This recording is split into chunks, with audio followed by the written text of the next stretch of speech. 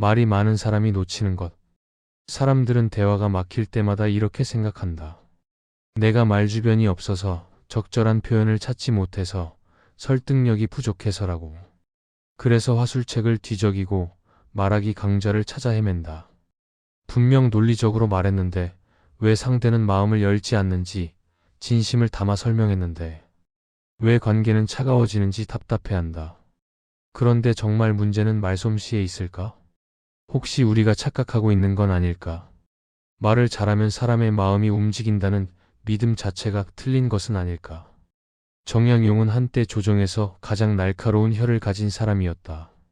논리로 상대를 제압하고 지식으로 권위를 세웠다. 그의 말은 정확했고 근거는 탄탄했다. 그러나 유배지에서 그는 완전히 다른 진실을 마주하게 되었다. 말의 기술이 아니라 듣는 자세가, 설득의 힘이 아니라 침묵의 무게가, 논리가 아니라 온기가 사람의 마음을 움직인다는 사실을 말이다. 어느 늦가을 저녁, 정약용은 유배지의 작은 초가에서 한 농부와 마주 앉아 있었다. 농부는 아들과의 다툼으로 며칠째 잠을 이루지 못하고 있었다. 아들이 농사일을 버리고 장사를 하겠다며 집을 나갔다는 것이다. 농부는 자신이 평생 지켜온 땅을 아들이 버린다는 사실에 배신감을 느끼고 있었다. 정약용은 평소처럼 조언을 늘어놓으려다 문득 멈췄다. 농부의 구부정한 어깨와 거친 손, 그리고 말없이 흘리는 눈물을 보았기 때문이다. 그 눈물 속에는 분노보다 더 깊은 것이 있었다. 자식을 향한 그리움과 서운함, 그리고 자신의 삶이 부정당한 것 같은 허망함이 뒤섞여 있었다. 그는 준비했던 말들을 모두 내려놓고 다만 이렇게 말했다. 자식을 향한 그 아픈 마음 충분히 느껴집니다. 농부는 그제야 훌쩍거리며 울기 시작했다. 해결책을 듣지 못했는데도, 아무것도 바뀌지 않았는데도 그의 표정은 한결 가벼워졌다. 한참을 울고 난 농부가 말했다. 선생님, 사실 저도 압니다. 아이가 제 길을 가야 한다는 것을요. 다만 너무 서운해서 제 마음을 누군가는 알아주었으면 했습니다. 정약용은 그날 깨달았다. 사람이 진정 원하는 것은 답이 아니라 공감이며 가르침이 아니라 이해라는 것을. 우리는 상대의 문제를 해결해 주려고 서두르지만 정작 상대는 자신의 마음을 알아주기를 바란다. 논리적인 해법보다 따뜻한 공감이, 현명한 조언보다 진심 어린 이해가 마음을 움직인다. 그 이후로 그는 사람들과 대화하는 방식을 완전히 바꾸었다. 말을 줄이고 귀를 열었다. 판단을 멈추고 먼저 받아들였다. 그러자 신기하게도 사람들이 그에게 더 많은 것을 털어놓기 시작했다. 마음의 문이 열리기 시작한 것이다. 마을에 한 과부가 찾아와 남편을 잃은 슬픔을 토로할 때 그는 위로의 말을 들어놓는 대신 함께 눈물을 흘렸다. 젊은 선비가 과거 낙방의 좌절을 호소할 때 그는 격려보다 먼저 그 아픔을 인정했다. 많이 힘드셨겠습니다 라는 한마디가 100마디 조언보다 큰 위로가 되었다. 진정한 대화는 말의 양이 아니라 마음의 깊이에서 시작된다. 우리가 상대의 말 뒤에 숨은 감정을 읽어낼 때, 표현되지 못한 아픔을 알아챌 때 비로소 연결이 시작된다. 말이 많은 사람이 놓치는 것은 바로 이것이다. 상대가 정말로 듣고 싶어하는 것은 조언이 아니라 당신의 마음을 알겠다는 단 한마디일 수 있다는 사실을. 오늘 우리는 얼마나 많은 말을 하며 살아가는가. 그리고 그 말들 중에서 진정으로 상대의 마음에 닿는 말은 몇 마디나 되는가. 어쩌면 우리에게 필요한 것은 더 많은 말이 아니라 더 깊은 경청과 더 따뜻한 공감인지도 모른다. 정약용의 젊은 시절은 논쟁의 연속이었다. 성균관에서, 조정에서 그는 늘 옳고 그름을 따지는 일에 몰두했다. 학문의 깊이를 겨루고 정책의 우열을 가리고 사상의 정당성을 다투었다.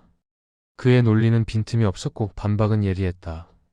토론이 끝나면 대부분 그의 승리였다. 하지만 이상한 일이었다. 논쟁에서 이길수록 그의 주변은 더 차가워졌다. 동료들은 그와의 대화를 피했고 후배들은 그 앞에서 입을 다물었다. 겉으로는 그의 학식을 인정했지만 마음으로는 거리를 두었다. 정약용은 그것을 질투라고 생각했다. 자신의 뛰어남을 시기하는 것이라고 여겼다. 그러나 진실은 달랐다. 사람들이 그를 피한 것은 그의 지식 때문이 아니라 그의 태도 때문이었다. 그는 대화를 나누는 것이 아니라 가르치려 했고, 이해하는 것이 아니라 판단하려 했다. 상대의 의견을 듣는 척하면서도 실은 반박할 논리를 준비하고 있었다. 유배지로 떠나는 날 그를 배웅하는 사람은 많지 않았다. 권력을 잃었기 때문만은 아니었다. 그동안 그가 쌓아온 것이 지식의 탑이었을 뿐 사람과의 다리가 아니었기 때문이다. 논리로 이긴 순간들이 관계의 균열을 만들어 왔다는 것을 그는 너무 늦게 알았다. 유배지에서의 첫 겨울은 유독 추웠다. 몸보다 마음이 더 시렸다. 벗이 없는 곳에서 그는 처음으로 외로움이 무엇인지 알게 되었다. 그때 한 늙은 어부가 그를 찾아왔다. 어부는 그를 모르는 사람이었지만 삶의 지혜는 깊었다. 어부가 물었다. 나리, 물고기를 잡으려면 무엇이 가장 중요한지 아시오? 정양용은 그물의 크기나 미끼의 종류를 떠올렸지만 어부의 답은 달랐다. 물고기의 마음을 아는 것이오. 그들이 무엇을 두려워하고 언제 배고픈지 어디서 쉬고 싶어 하는지를 알아야 하오. 힘으로 잡으려 하면 도망가지만 마음을 알면 저절로 따라오지요. 사람도 마찬가지 아니겠소? 그 말이 정양용의 가슴을 찔렀다. 그는 평생 사람을 대하면서 한 번도 그들의 마음을 헤아려 본 적이 없었다. 오직 자신의 생각을 관철시키는 데만 집중했다. 상대가 왜 그런 주장을 하는지, 어떤 두려움이나 바람이 있는지는 관심 밖이었다. 그날 이후 정양용은 마을 사람들과 다르게 대화하기 시작했다. 먼저 그들의 이야기를 들었다. 농사일의 고충, 자식 걱정, 생활의 어려움을 귀담아 들었다. 그들이 왜 미신을 믿는지, 왜 변화를 두려워하는지 이해하려 노력했다. 처음에는 어색했다. 평생 가르치는 입장에만 있던 그가 배우는 자세를 취하는 것은 쉽지 않았다. 하지만 시간이 지나면서 놀라운 일이 일어났다. 사람들이 조금씩 마음을 열기 시작한 것이다. 한 농부가 말했다. 나리는 예전 양반들과 다르시오. 우리 말을 끝까지 들어주시니까요. 우리가 왜 그러는지 이해하려 하시니까요. 또 다른 마을 사람이 덧붙였다. 나리와 이야기하면 제 생각이 틀렸다는 느낌이 들지 않아요. 다만 다른 생각도 있다는 걸 알게 될 뿐이지요. 정양용은 그제야 깨달았다. 대화는 경쟁이 아니라 교류라는 것을. 이기려 하면 할수록 잃는 것이 많아진다는 것을. 진정한 소통은 상대를 굴복시키는 것이 아니라 서로의 세계를 이해하려는 노력에서 시작된다는 것을. 그는 한 제자에게 이렇게 말했다. 나는 젊은 시절 말로 사람을 이기려 했다. 하지만 이긴 것은 논쟁뿐이었고 잃은 것은 사람이었다. 지금 생각하면 얼마나 어리석었는지 모른다. 100번 논쟁에서 이기는 것보다 한 사람의 마음을 얻는 것이 더 값지다는 것을 이제야 안다. 대화의 목적은 승리가 아니라 연결이다. 우리가 상대를 이기려는 마음을 내려놓을 때 비로소 진정한 만남이 시작된다. 말과 말 사이에는 침묵이 있다. 대부분의 사람들은 그 침묵을 불편해한다. 빈 공간을 메우려고 서둘러 말을 이어간다. 그러나 정양용은 유배지에서 침묵의 진정한 가치를 발견했다.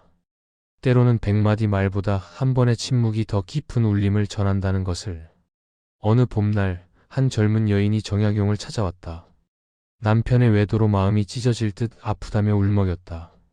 그녀는 복수하고 싶다고, 남편을 벌하고 싶다고, 차라리 죽고 싶다고 쏟아냈다.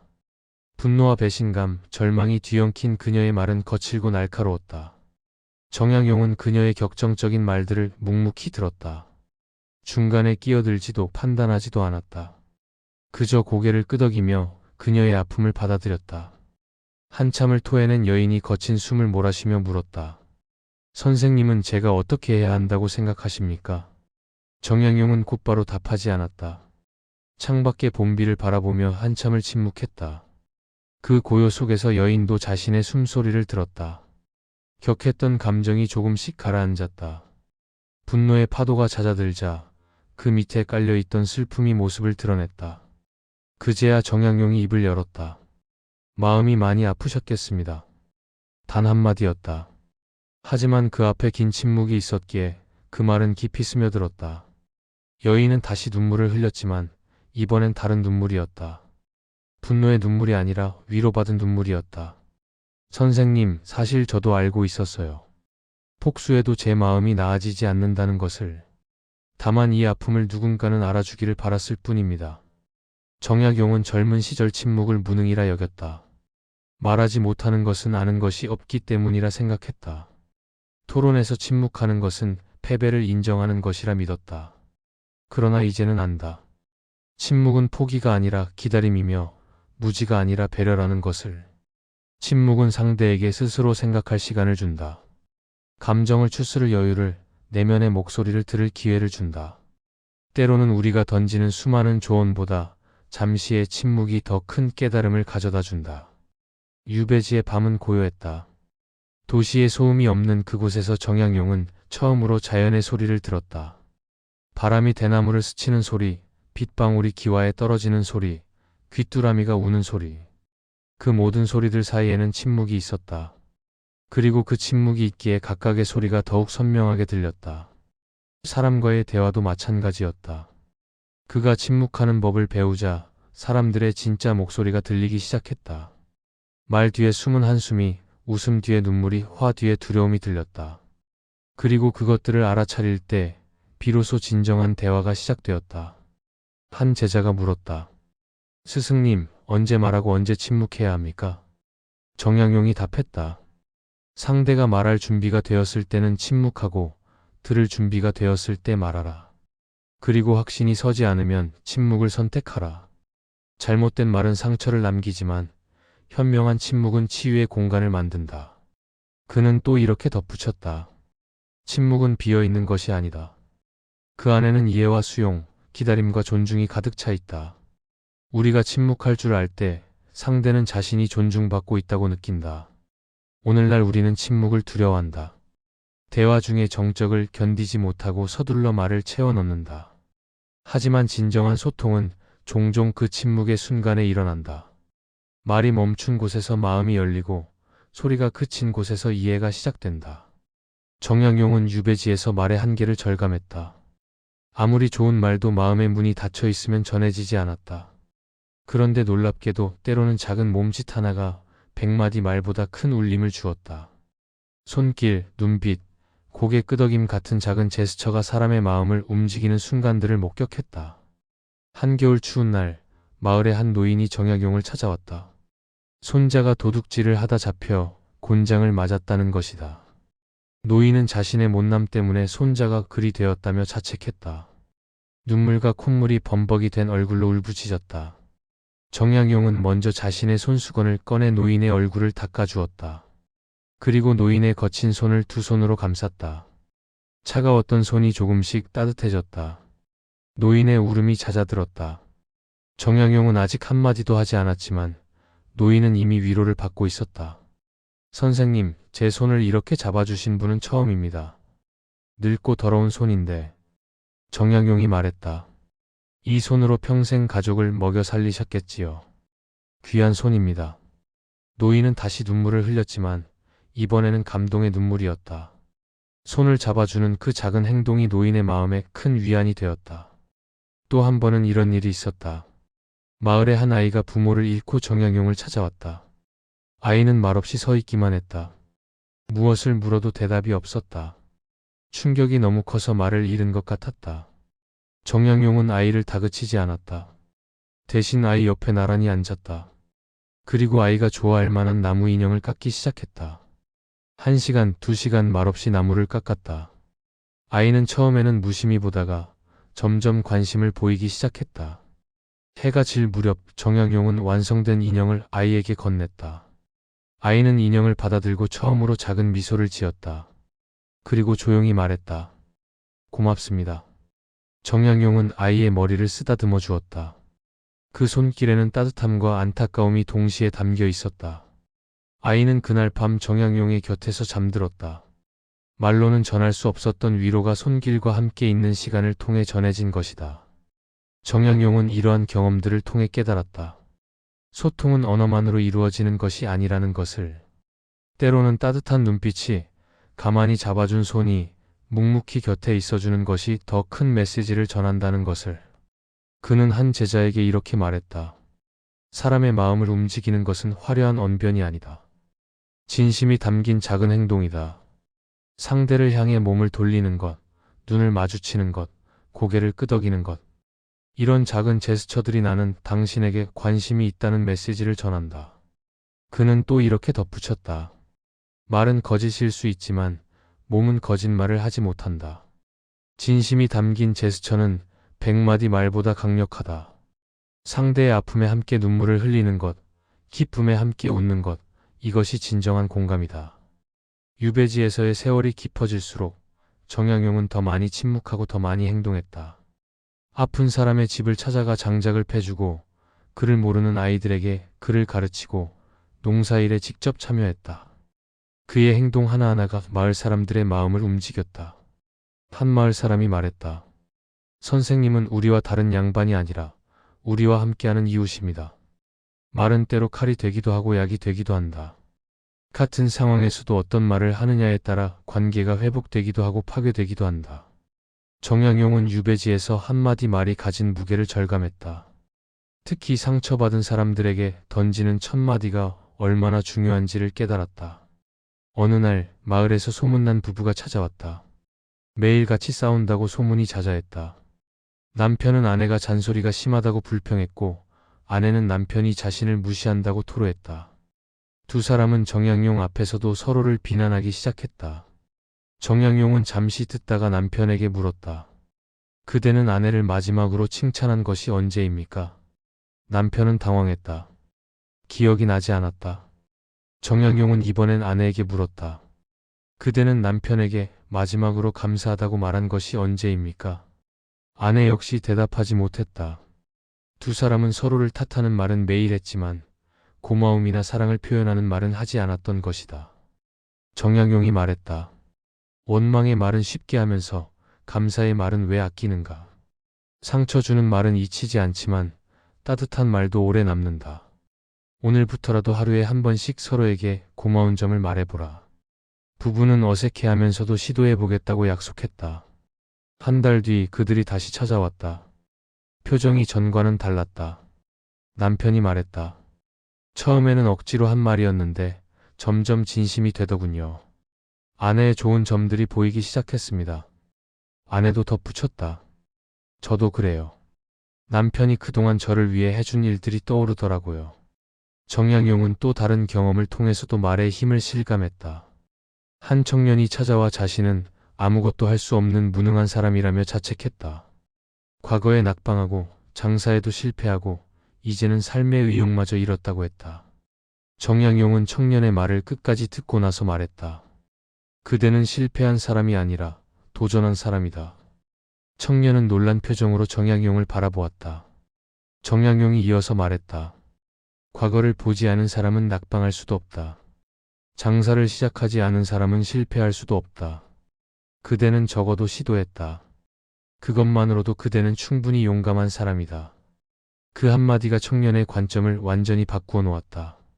자신을 실패자로만 보던 청년이 도전자로 자신을 다시 정의하게 된 것이다. 청년은 새로운 용기를 얻어 돌아갔다. 정약용은 말의 선택이 얼마나 중요한지를 제자들에게 자주 강조했다. 같은 의미라도 어떻게 표현하느냐에 따라 상대의 마음이 달라진다. 왜 그렇게 했느냐 보다는 무슨 일이 있었느냐가 낫고 틀렸다 보다는 다르게 생각해 볼 수도 있겠다가 낫다. 그는 특히 상처받은 사람들에게 하는 첫마디의 중요성을 강조했다. 상처받은 사람에게 가장 먼저 해야 할 말은 조언이 아니라 공감이다. 힘들었겠다, 아팠겠다, 속상했겠다는 말이 먼저다. 그 다음에야 위로가 되고 조언이 될 수 있다.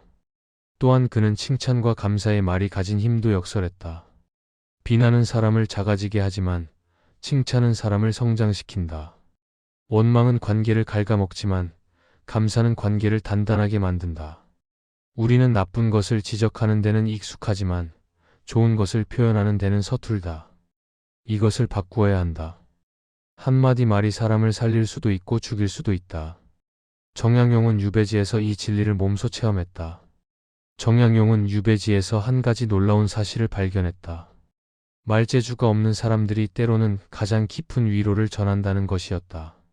화려한 수사나 논리적인 설득이 아닌 투박하지만 진실한 마음이 상대에게 가 닿는 순간들을 목격했다.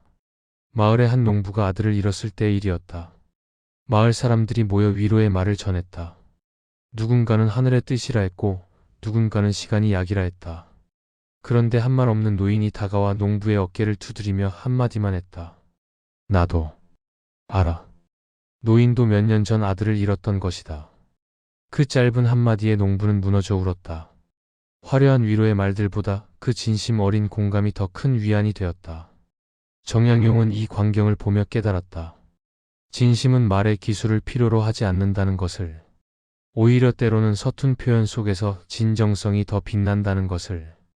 또 한 번은 그를 모르는 한 안악이 정약용을 찾아왔다.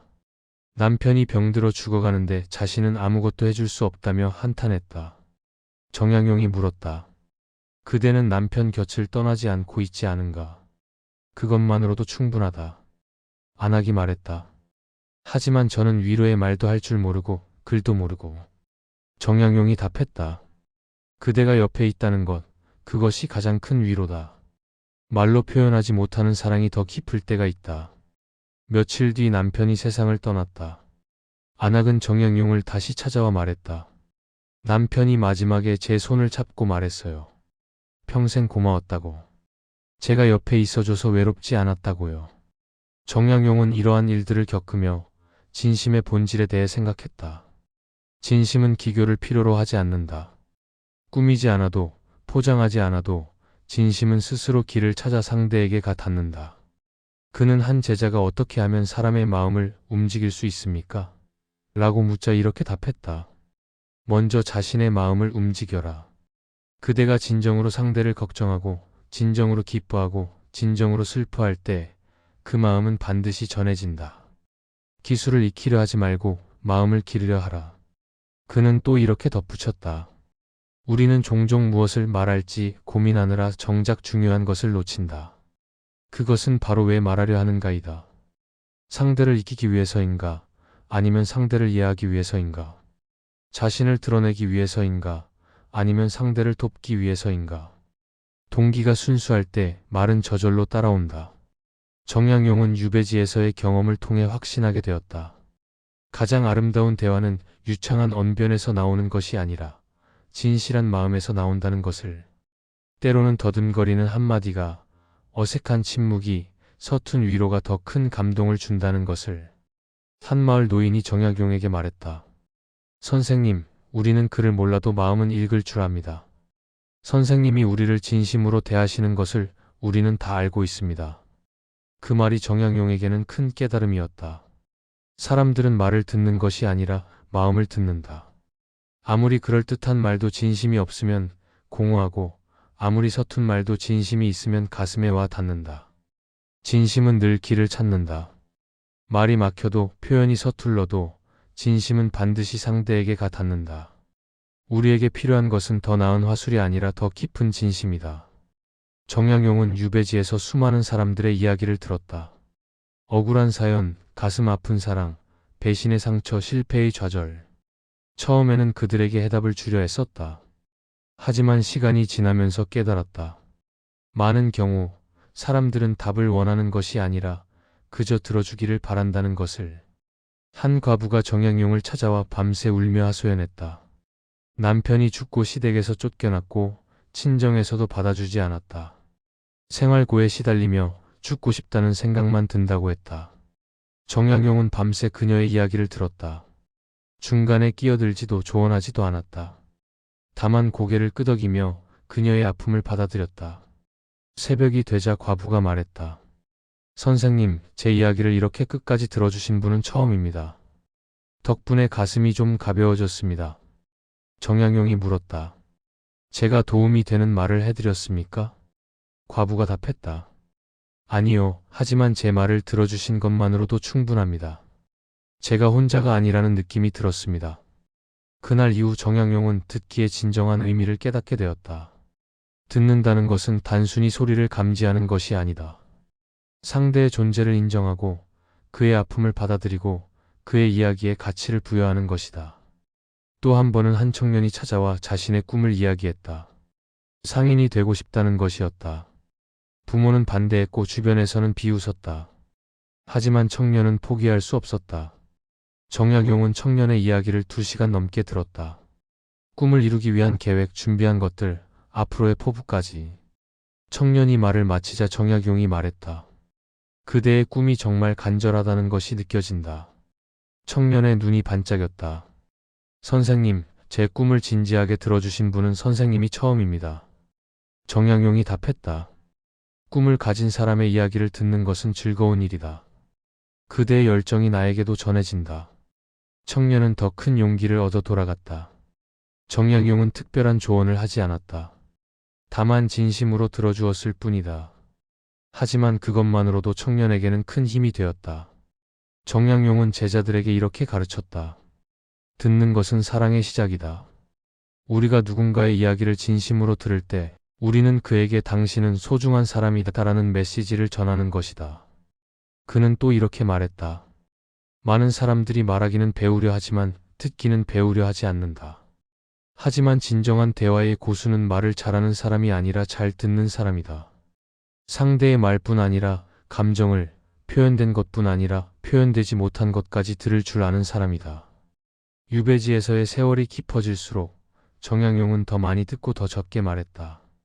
그리고 놀랍게도 사람들은 그를 더욱 지혜로운 사람으로 여기게 되었다. 말을 아끼고 귀를 열수록 사람들의 신뢰는 더욱 깊어졌다. 한 마을 사람이 말했다. 정약용 선생님은 우리의 이야기를 귀담아 들어주십니다. 그것만으로도 우리는 위로받습니다. 들어주는 것, 그것은 최고의 선물이다. 바쁜 시간을 내어 온 마음을 다해 상대의 이야기에 귀 기울이는 것. 그것이 때로는 어떤 조언보다, 어떤 위로보다 큰 힘이 된다. 오늘 우리는 얼마나 제대로 듣고 있는가? 상대가 말하는 동안 다음에 할 말을 준비하고 있지는 않은가? 핸드폰을 보며 건성으로 듣고 있지는 않은가? 진정한 경청은 온 존재를 다해 상대에게 집중하는 것이다. 유배지에서의 긴 세월이 끝나갈 무렵 정약용은 한 가지 확신을 갖게 되었다. 사람들이 기억하는 것은 그가 한 말의 내용이 아니라 그와 함께 했을 때 느꼈던 온기라는 것을. 논리적인 설득도 화려한 웅변도 시간이 지나면 잊혀지지만 따뜻했던 순간의 기억은 오래 남는다는 것을. 마을을 떠나기 전날 작별 인사를 하러 온 사람들이 하나같이 비슷한 말을 했다. 선생님과 이야기하면 마음이 따뜻해졌습니다. 선생님은 우리를 사람으로 대해주셨습니다. 선생님 덕분에 제 자신이 가치 있는 사람이라는 걸 알게 되었습니다. 그들은 정약용이 가르쳐준 지식을 말하지 않았다. 그가 해준 조언을 이야기하지 않았다. 대신 그들이 기억한 것은 정약용이 전해준 온기였다. 그들의 이야기를 들어주었던 시간, 함께 웃고 울었던 순간, 따뜻한 눈빛과 손길이었다. 한 노인이 정약용의 손을 잡으며 말했다. 선생님, 저는 선생님이 하신 말씀을 다 기억하지는 못합니다. 하지만 선생님과 함께 있을 때의 그 따뜻함은 평생 잊지 못할 것입니다. 정약용은 그 말에 큰 깨달음을 얻었다. 우리가 누군가와 나눈 대화에서 진정으로 중요한 것은 무엇을 말했느냐가 아니라 어떤 마음으로 함께 했느냐라는 것을. 상대를 존중하고 이해하고 받아들이는 마음이 있을 때 그 온기가 전해진다는 것을. 그는 제자들에게 마지막으로 이렇게 당부했다. 대화의 목적은 지식을 전달하는 것도 상대를 설득하는 것도 아니다. 서로의 존재를 확인하고 연결되어 있음을 느끼는 것이다. 우리가 대화를 통해 전해야 할 것은 정보가 아니라 온기다. 정약용은 또 이렇게 말했다. 내가 유배지에서 배운 가장 큰 교훈은 이것이다. 사람은 옳은 말이 필요한 것이 아니라 따뜻한 마음이 필요하다. 논리적인 설명보다 진심 어린 공감이, 정확한 답보다 함께하는 시간이 더 소중하다. 유배에서 돌아온 후에도 정약용은 달라진 모습을 유지했다. 예전처럼 논쟁하지 않았고 가르치려 들지 않았다. 대신 더 많이 듣고 더 깊이 공감했다. 사람들은 변화된 그를 더욱 존경했다. 한 후학이 물었다. 선생님, 진정한 대화란 무엇입니까? 정약용이 답했다. 대화는 말을 주고받는 것이 아니라 마음을 나누는 것이다.